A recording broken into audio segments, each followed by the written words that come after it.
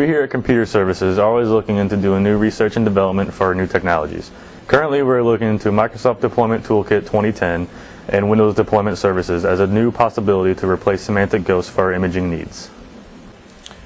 So we're currently using Symantec Ghost to image all of our machines on campus. We don't use it for student computers, but we do use it for all of the Windows machines for staff and faculty, as well as for our open access labs.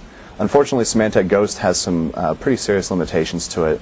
Part of these are due to the operating system, Microsoft Windows, that we have on all the PCs, and part of them are with Symantec Ghost. And in particular, it doesn't work well on different kinds of hardware. What this means is that for each different kind of computer we have, or each different hardware configuration, every set of configuration, or every single configuration, needs to have a different image for it. For our open access labs, that means anywhere between 8 and 14 different images, because we've acquired hardware over the years and have had different order times. And for staff and faculty offices, it's pretty much impossible to say how many different images there are, or how many different ones would be needed. So, as you can probably guess, it just becomes impractical. There's no way to keep this many images updated. There's no way to store them all, just for the hard drive storage space. There's just too much variance. Regardless, Symantec Ghost is getting ready to go away. Symantec is dropping support for it. They're doing this for a couple different reasons. There's a new product that they're going to be offering, sort of a higher-end enterprise class application to replace Symantec Ghost that will be far, far more expensive. And also, just because of the expense issue on sort of the flip side of that, Symantec doesn't make a lot of money off of it. So they're not going to invest the research time needed to keep it up to date. Symantec has already dropped update support for Ghost. Subsequently, who knows, next month, a Windows update could come out that breaks it and we won't be able to use it anymore. Even if a Windows update doesn't break it in current Windows 7 and in the current operating systems that we have, almost assuredly it will not work with the next Microsoft Windows operating system, which could be out in as little as 2 years.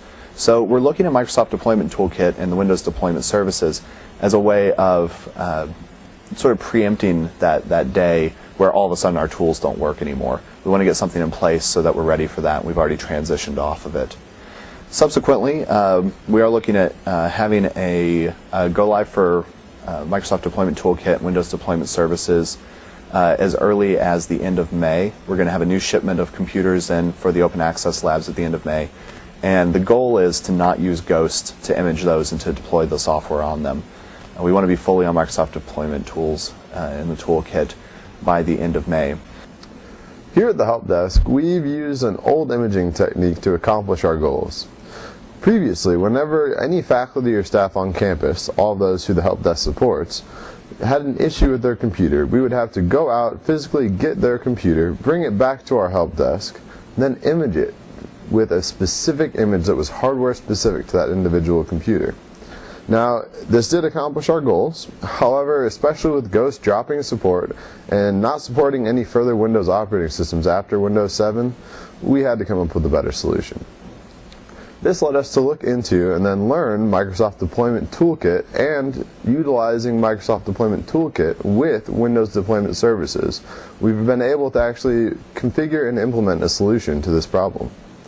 Microsoft Deployment Toolkit is a group of tools that Microsoft puts out for free to help you build your own deployable images and deployable imaging solutions.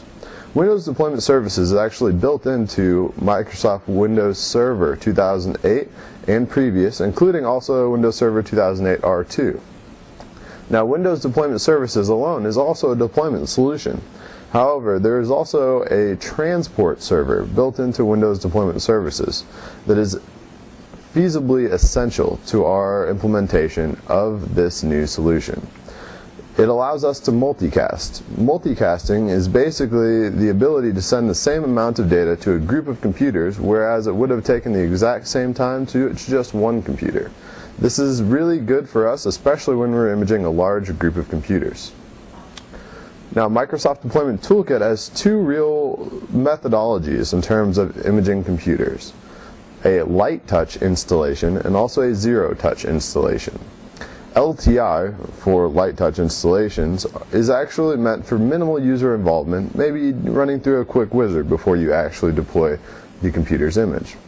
However, zero touch installation, again denoted by the zero modifier in the acronym, is actually meant to have a completely automated solution, whereas you won't really ever need to touch the computer for it to be fully deployed, configured, and set up.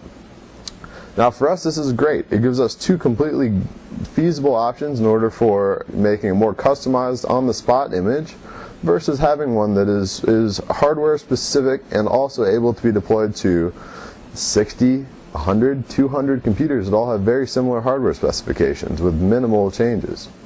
Now, that is another great thing about Windows Vista and 7 in terms of image creation. Any image that we create for Windows Vista or Windows 7 is hardware in specific, meaning that we can install it on a varying range of hardware. Now obviously there are a couple of drawbacks to this, including necessary driver support, which can always be taken care of pretty easily. However, it is noteworthy to say that Windows XP does not have this capability merely because of its age. Lastly, the more interesting part about Microsoft Deployment Toolkit 2010 is the fact that it can be integrated with a Microsoft SQL Server 2008 SQL database. Now this is great, especially for our large groups of computers, where we can literally add in individual computer objects that all contain specific hardware identifiers and then can be given specific settings based upon these identifiers. This allows us to pull automatic computer names, correct computer locations, and other very specific settings to each individual computer within a given group of computers. This allows us to actually deploy solutions without having to actually customize them fully. It does most of the work for us. Microsoft Deployment Toolkit 2010 is a set of tools meant to facilitate the quick image creation and setup of a full deployment system. It allows you to actually go through and set up individual applications, different driver sets, and also different operating systems and custom captured images from a given reference computer that you can easily redeploy, customize, and then also use in a production environment. Windows Deployment Services, however, is actually a server role for Windows Server 2008. It is also included in previous versions such as 2003 and the newer versions such as Windows Server 2008 R2. Now, Windows Deployment Services is also a deployment system and solution. However, it does not have the customization and fluidness that Microsoft Deployment Toolkit does. Microsoft Deployment Toolkit has therefore more of a core set of tools that you can then use with Windows Deployment Services portions, such as the transport server, to easily multicast out a given image to a large number of computers with minimal overhead.